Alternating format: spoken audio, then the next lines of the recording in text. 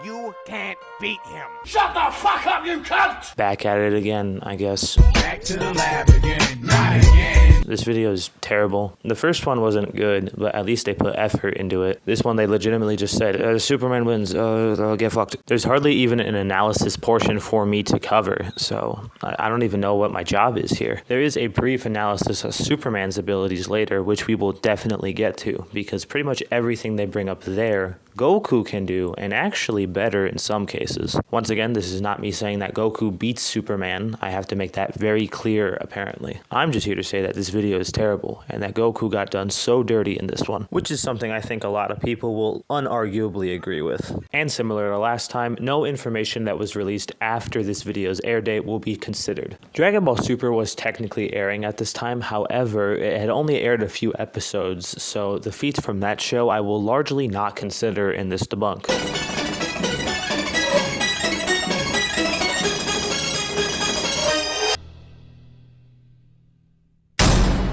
So my first real question here is, what continuity are we even using? They reference Battle of Gods and Resurrection F, but that takes place inside of a larger continuity. You remember when I said this in the first Goku vs. Superman video? So Battle of Gods, Resurrection F, etc. All of that I will be leaving out of this video completely, even though you can technically tie it to the GT continuity. Well, yeah, I'm about to hit you with all the evidence for it. First, there's the Cho Zenshu, the updated Dai Zenshu, and the World of Dragon Ball timeline, both putting Battle of Gods and Dragon Ball GT on the same timeline. And you could take it or leave it, but in Dragon Ball Xenoverse, GT Goku and Beerus actually recognize and know each other. Since it is Xenoverse, and it is basically Dragon Ball fanfiction, you could take it or leave it either way, I suppose. And the most damning piece of evidence, at least in my opinion, is this press statement from Toei Animation, where they basically just said, yep, Battle of Gods takes place in between Z and GT.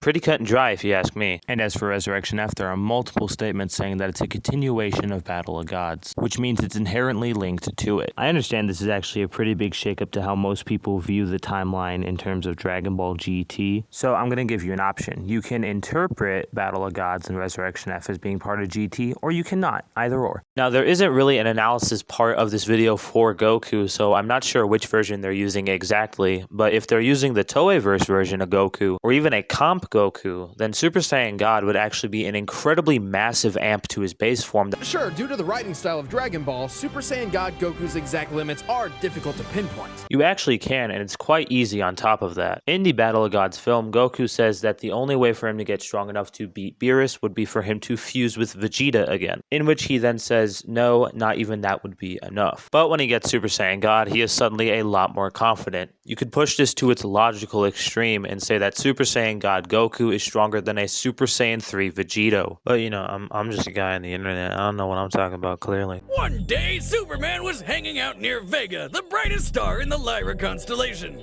For the record, that's 25 light years from Earth, or 147 trillion miles. Even if we seriously lowballed this feat to taking 10 minutes, Superman would be traveling over 800 trillion miles per hour.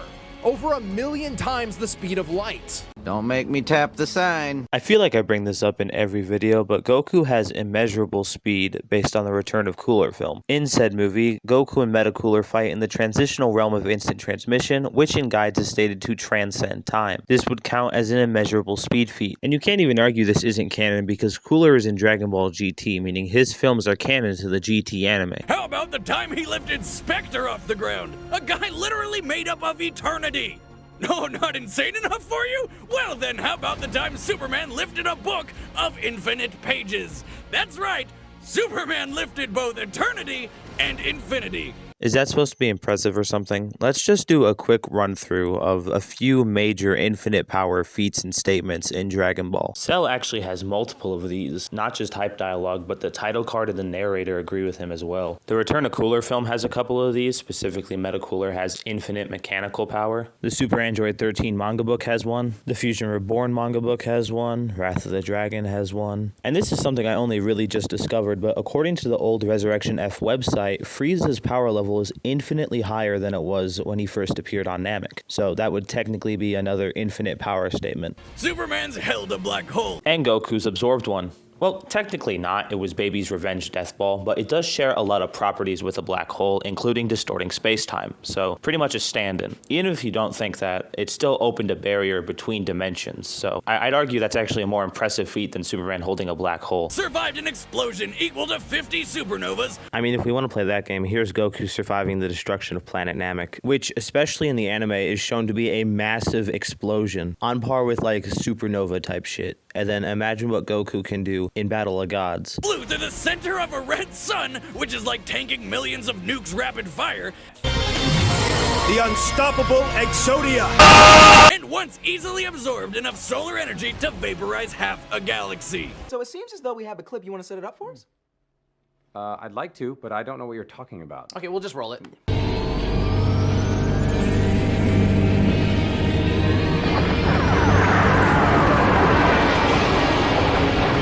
Yeah, galaxy level isn't really going to do anything for Superman. But hey, we know some of you out there have some questions, so let's knock them out of the park right now. I know I do. Technically, if Goku could find a way to draw energy across multiverses, his spirit bomb could possibly achieve the kind of limitless power to match Superman. Do you understand what you're saying?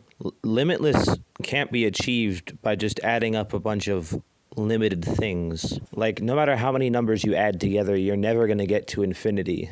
Super Saiyan God Super Saiyan was about on par with Golden Frieza. When asked about Golden Frieza's power level at a panel, Frieza's voice actor said that since Frieza was a nice guy, it's probably 100 quintillion.